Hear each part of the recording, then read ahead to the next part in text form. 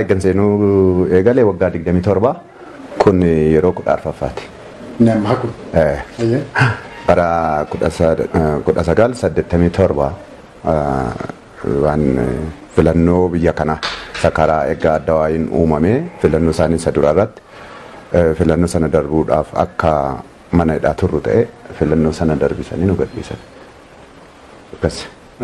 Mee inni miilaraa kun dhiyeenyatti mana hidhaa akkasiin ta'e waggaa tokkoo fi baatii 6 booda mana hidhaa irraa baatanii mee sababni akka guddaatti ta'e waggaa tokkoo fi baatii 6 oliif sababni isin mana hidhaa turtan maali? Mee achirraa kaanne jalqaba maalirraa kaatanii?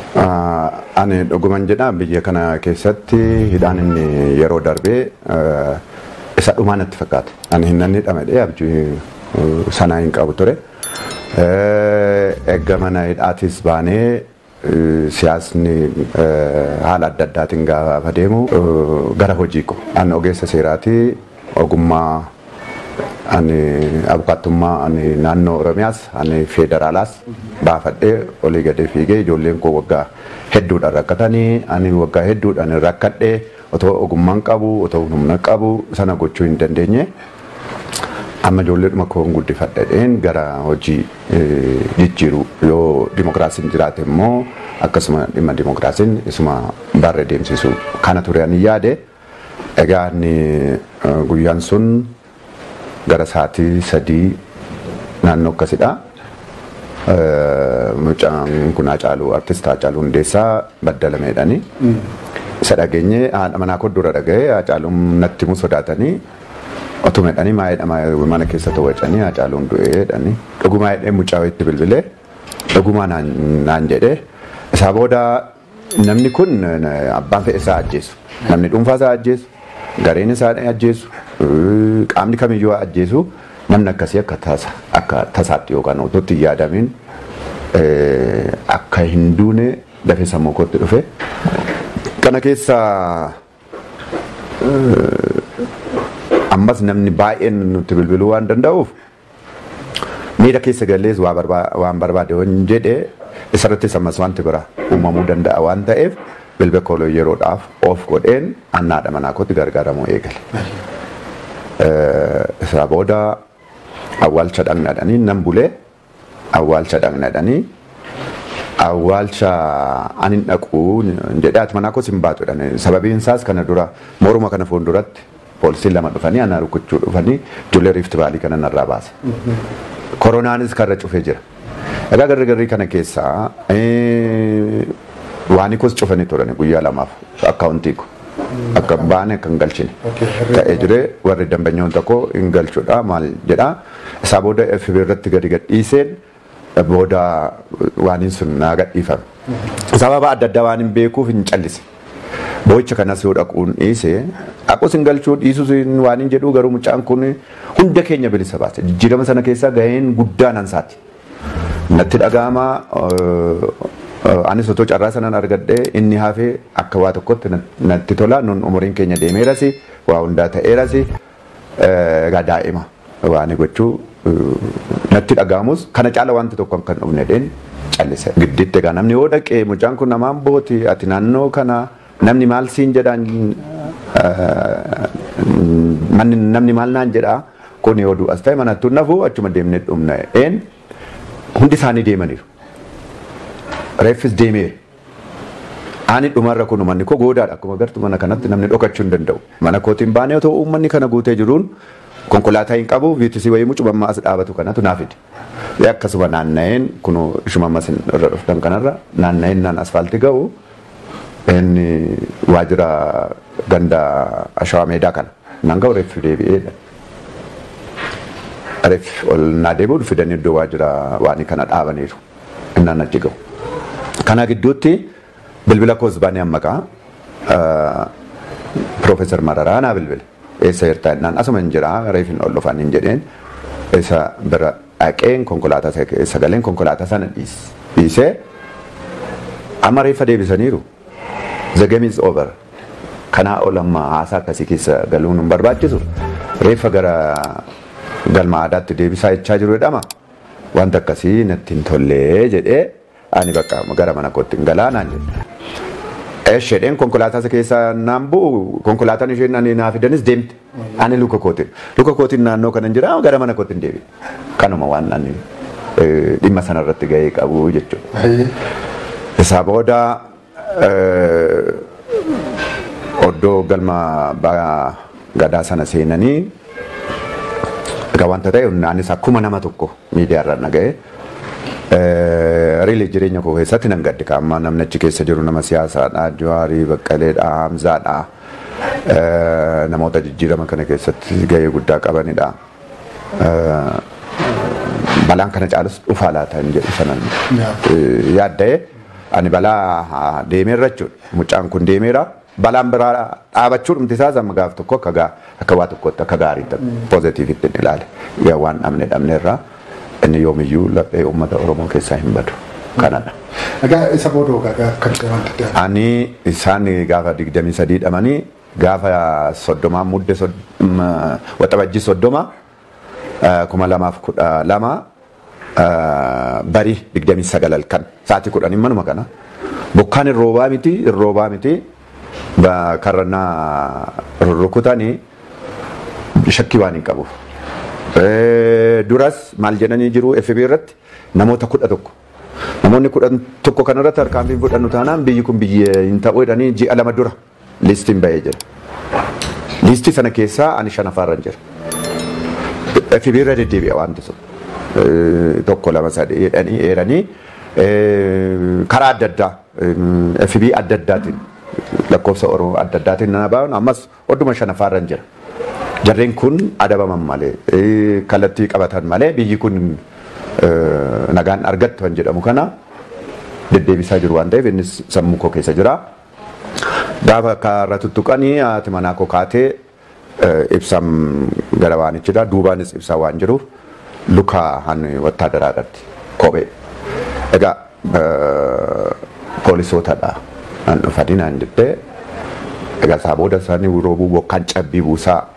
Egaa nan gadda bokkaa keessa dhaabachuu keessaniif nan gadda ani manuman jira yoo homaa hin danda'u jedhani irraanis galuu dandeessu cabsitanis galuu dandeessu garuu inni sa'aatii 12 isiniin balaan eegaa waan jedhe agasitti isiniin banu isin nama ogeessas nama seeraati kana sa'aatii kana booda isiniin banu amma 12 na eegaa bokkaan sun akkasumatti dhufu kan si dhabu inni sa'aatii 12 bokkaan hin dhaabate.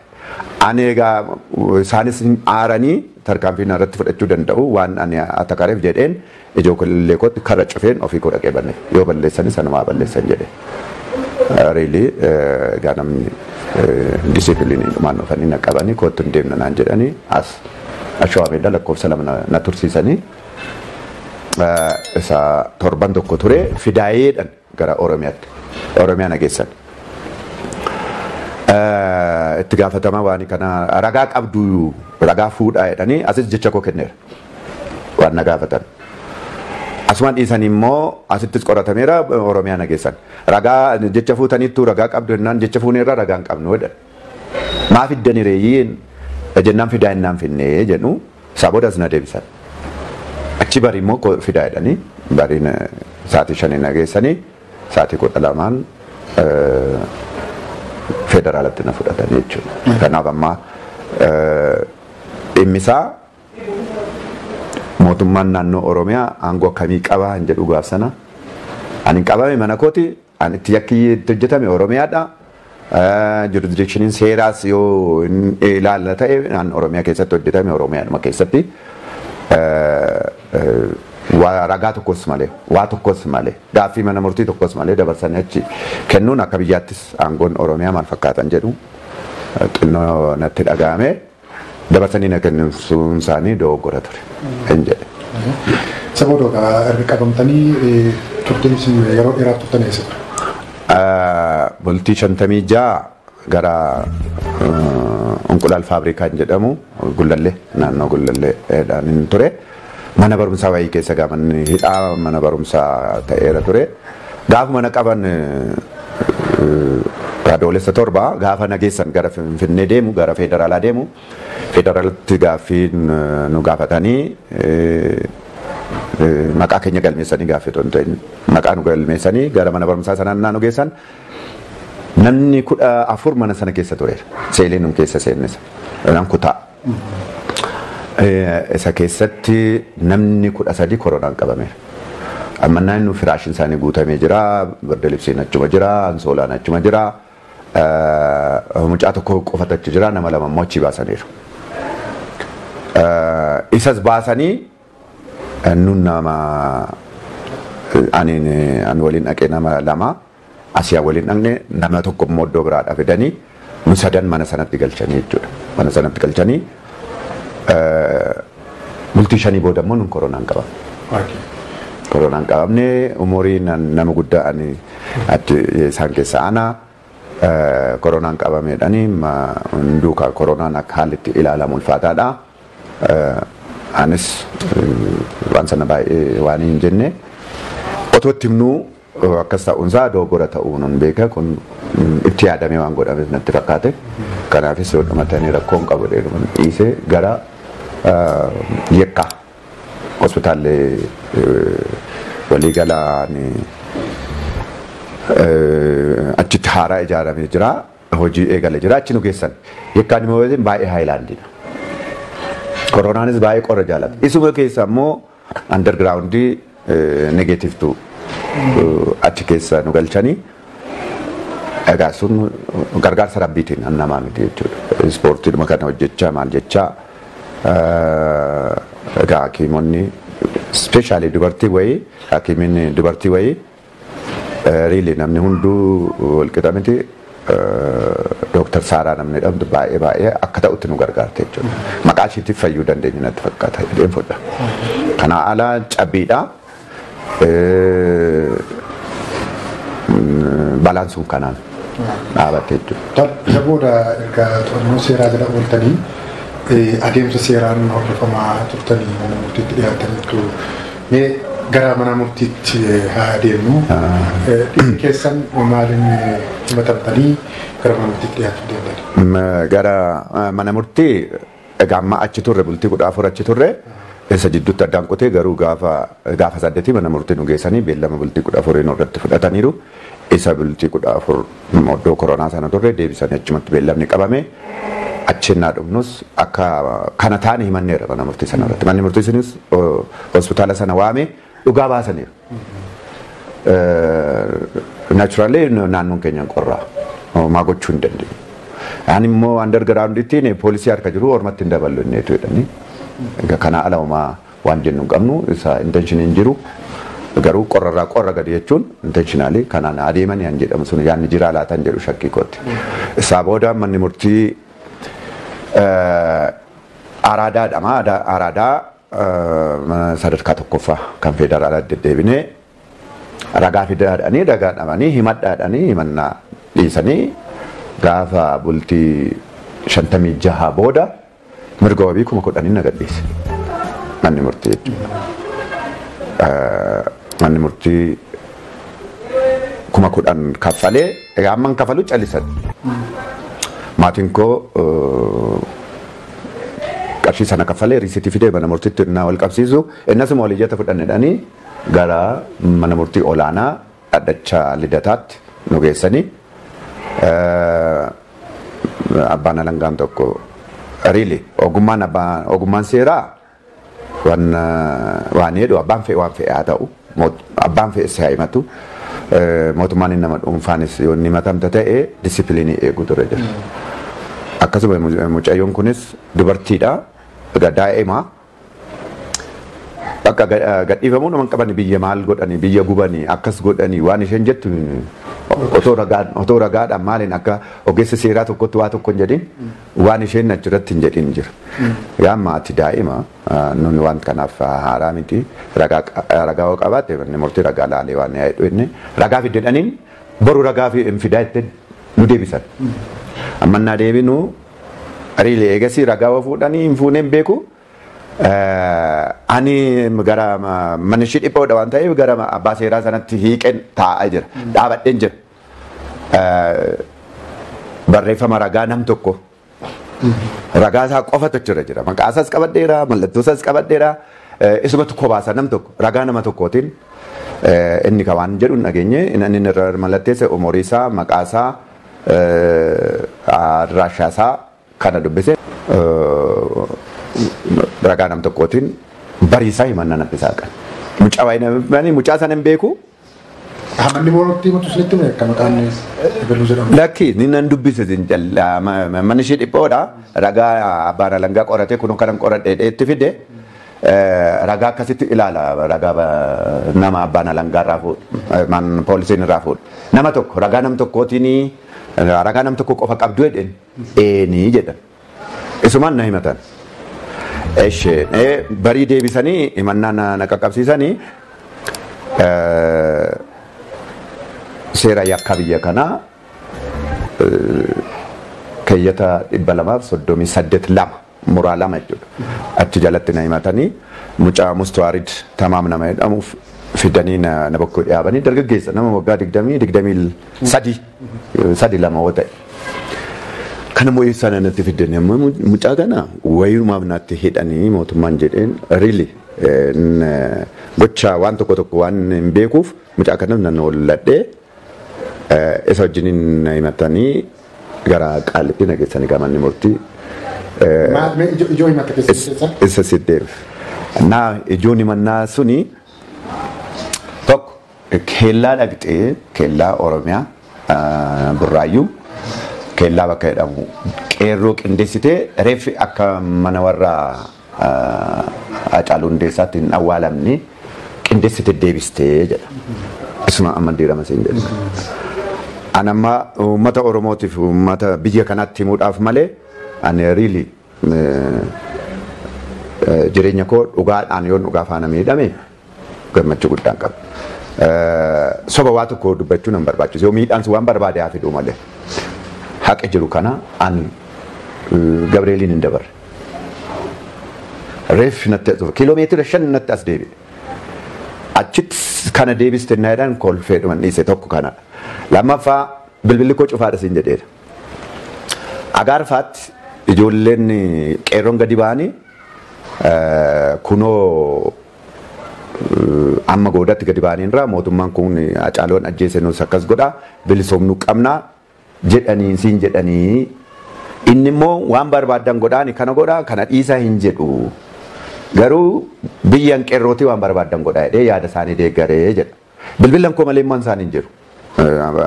Himannaan isaa amma mana kana jira waan ta'eef fudhachuu dandeenya. Tokko immoo Hararitti siidaan Haile Sillaasee diigameera diigneerra amma jedhanii jennaaniin baga diigdan jettee jedhe. Isas bilbilli isaanii hin jiru waan kootu jira. Wallagga immoo Arjoo Awraajjaa. Achi immoo bakka Finfinneetti Hacaaluu awwaallaa achumatti mootummaa amma yeroon mootummaa irraa fudhannu jira waan ta'eef dhufaa jira achumatti nu eegaa isaan siin jennaan lakki achuma caasaa achi to'annaa keessan jala oolchaayyuu nuun jedhee jetteenii jedhan. Hansaanis bilbilli hin jiru bilbilaan kootis oddoo sadanuu. Bilbilaan kootiti malee bilbila ani ittiin bilbileefis an beeku. Deebi'ee immoo namoonni ani bilbileefis hin qabamne hin beekamneedha. Hin qabamnes hin beekamnes. Egaa himannaan isaa kanadha. Keeyyanni kun immoo maal jedhaa? Ka'umsa yoo keeyyata sanaatiin uummata waraana kakaasu waraana qabatanii kakaasuu jedha. Waraana dhiisee ani iskiriptoo gaarii mana kootiin arge. Uummata dhufanii nama mallatteessineera haati kumanaa koo ani warri ragaa hunduu mana kanatti mallatteessine marfee tokko hin argine iskiriptoo gaariiyyuu hin argine jechuudha. Yaada akkasiis ani qabsoo karaa nagaattiin amanaa yaada sanaanis yaada hin qabu. Waraana qabatanii mootummaa jigsuu jedha. Ifi kakaasuudha. Inni immoo yoo ragaan sitti bahe ka'umsa dabbiisaa umurii guutuudha. Ka'umsi umurii guutuu hamma du'aati. Konseptiin himannaa ilaali. Ragaa nam tokkoon dhiyaate an ija kootiin arge oduu miti maalii miti. Hagan ragaa sana fidanitti hin jedhee eega malee maggaarajaa duubaa jedhanii dhoksaadhaa jedhanii ani maqaa mucaa dhagayeera. Mucaa sanas immoo uummanni arganiiru hin beeku. Gatii kana ani ragaa koo beeka. Kaniif kaniin himannaa hammana kun dhiyaachuun isaa gaarii isaaniif gaarii ta'uu danda'a garuu akka ija seeraatti anaan natti hin fakkaatu. Isaa booda ji'a tokko kan ture booda immoo Jawaar fa'aa Baqqalee fa'aa fi nama 23 himatan. Namoota 23 himatan sana keessaa as deebi'anii immoo galmee isaa kana cufanii cufnee manni murtii galmee isa Jawaar fa'aatti na dabalaniin immoo 240 tokkoof lamadha. Inni akkasuma waggaa 15 amma umuriidha. Innis akkasuma du'a hordofsiisaa jechuudha. Isuma sana immoo galagalchanii. Galmeen suni akkaataa kanaan hin cufamu ogeessa seeraatiif yoo dhiisne wayyaa. Manni murtii yeroo barbaade waan barbaade gochuu akka danda'u abbaan alangaa yeroo barbaade waan barbaade gochuu akka danda'us innis piroosijaraaliidha yoo inni xinnoo gaaffii qaba. Himannaansa gaaffii qaba. Haalli itti adeemame gaaffii qaba. Kana keessatti amma mana waan ga'e mana achi ture abbaan alangaas poolisiinis waliin isaa ta'u kophaa isaanii qorannaa na gaafatanii beekanii maal goote kana goote san ammasitti muka nasee mannaa natti ban silaa dura natti poolisiin na qorachuu qaba ture. An jecha koo akka seera adeemsa 27tiin jecha koo kennuun narra jira ture. Jecha narraan fuune osoo kana godheera kana raawwanne osoo hin jedhin gara ragaatti deeman.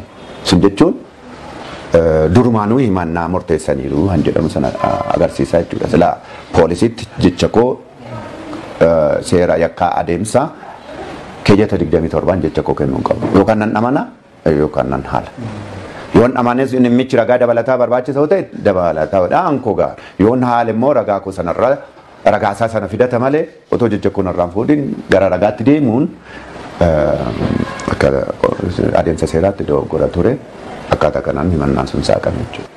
Tole egaa amma akkuma isin kaastanii dhimma mana murtii wal qabatee waan tokko haa kaasnu dhugaadha.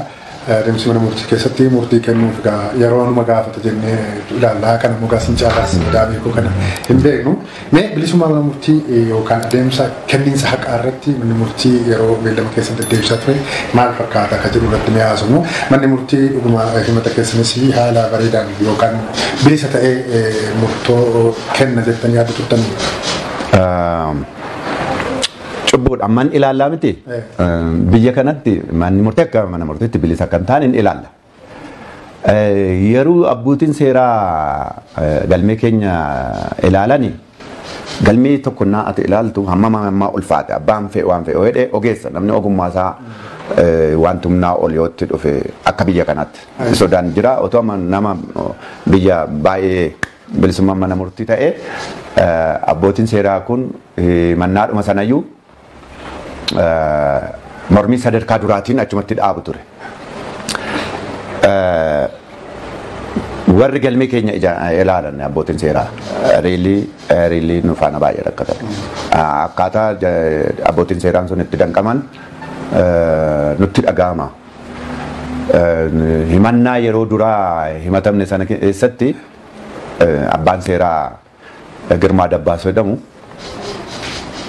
riilii biyya kana keessatti waan nu fayyadu jechuudha. Mana seera sirriitti waan tokko anaalisisii gootee koomentii gootee waan jiru fudhattee dhugaa jiru barbaaddee dhugaa sana okeesse mootummaaf illee isa nan himatamee dhuuf illee waa tokko hin tasgabbeessa qalbii gadi.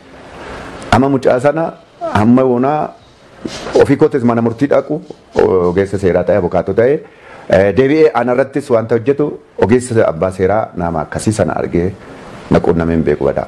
Ijoolleen kunis waan sana yaalaniiru. Amma dubartii wayiitu xinnoo achi akka amala dhabuu taa'edhe. Garuu ijoolleen lamaan achi jiranii ijoolluma nuuf baay'ee juuneeriidha. Nama 30 keessadha. Baay'eetti dhibbataniiru galmee keenyatti.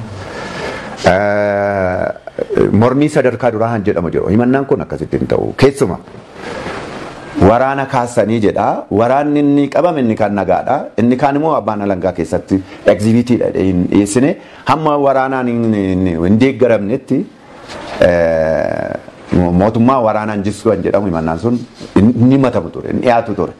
Kana akkatti fooyyessan dhaban. Himannaa sadarkaa duraa sana waraana keessaa kuffisanii isaa booda waraanni kufe himannaa waraana kakaasuu kan jedhu sun hin dhaabata. Isa fooyyessaa jechuus dhiisaa jechuus ragaadhaan bira dabarreedhanii abbaa langaadhaan kana fooyyessedhanii waan xinnoo fooyyessedhanii itti ergan. Sun jechuun kompromaas waan mootummaanis yoon kana caala hojii raawwachiiftu natti hori'uu danda'edha. Yookaan immoo humnaa ol waan isaan dhiphisu jedhee yaada. Bilisummaa mana murtii Hareelli. Maaliif isin gaafachuu barbaade? Dhugaa jirudha. Egaa irra jireessa isin yeroo hedduu deemsuma mana murtii kanatti deddeebi'aatii turtanii isa darbeellee waggaa 27 olii fi kamanidha yeroo hedduutti deddeebi'aa turtannaa hin taniddu. Fooyya'insi jiru maali? Fooyya'insa qabaa kan jedhumaaf kaafne malee dhugaa dubbachuuf taanaan erga waggoota 3 asii jijjiiramni rizireessi kan jira jedhamee itti abdatamu naannoo mana murtii akkatee fagalaadha kan maa wal qabatee fooyya'insi. Waa tokko ijoolleen sun baay'eetti dhiphatu duuba isaanii amma kan manni murtii bilisaan jennu tokkoffaa instituutioniin sun dhaabbanni sun namni biraa dhaabbanni isa fakkaatu amma mootummaan mana murtiidhaa warra seera hiikuu paarlaamaadhaa warra seera baasuuf warra paarlaamaa fakkaatan hojii raawwachiiftuudhaa qaama hojii raawwachiiftuudhaa isaan kana sadani mootummaan qaamni mootummaan jennu. Isaan kun waliin tuttuqan yoo ta'e sirrii mana isaanii eeganii deemu yoo ta'e bilisummaa mana murtii jiraan jedhamu sana laalla. An akka dhiibbaan irra jirutti ogummaa isaanii manni murtii sun qaamoleen kun isaan sanarraa qaamolee hojii raawwachiiftuudha qaamolee seera baastuudha bilisadhaa kan jedhu sun nan shakka. Namoonni inni biraa immoo hojjetaan abbaan seeraa waan hojjetu sanatti ofitti amanee hojjechuu qaba. Itti dhiphachuun qabu. Kanaaf waan isa laalu ragaa himannaa ragaa deebii ragaattisaa isarra dhaabatee hojiisaa hojjetu han jedhu qabaa. Amma gaa yeroo tokko itti dhiphachuu dhumti isaanii akka bilisummaa hin qabne. Otoo bilisummaa qabaatan immoo ragaan mormii sadarkaa duraatiin galmeen sun achumatti dhaabata. Hin caba ture jechuudha.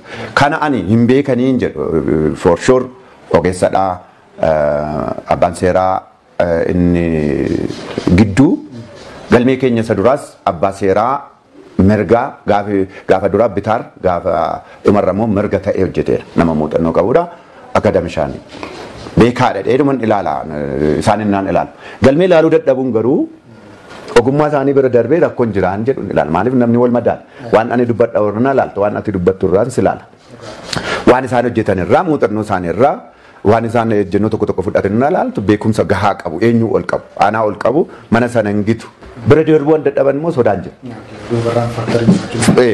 Dhibbatti sanan amana jedha. Egaa mee haala qabiinsaa mana hidhaa turtii isin turtanii wal qabatee haa ilaallu.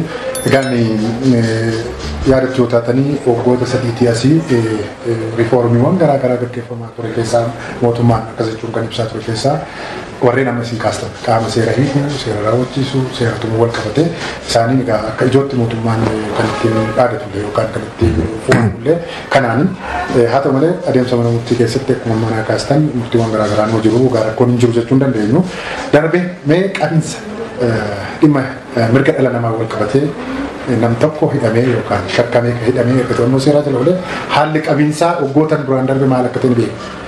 Ammoo waggoota 3 asis kan jiru maal fakkaata? Mana hidhaa keessatti qabiinsi hidhamtootaaf taasisu gama fayyaa wal qabatee kaasuu dandeenya mee kanarratti? Kun xinnoo anaan baay'ee na rakkisa. Mana hidhaa keessa hin jira wanti dhageenyu hedduun hin jira.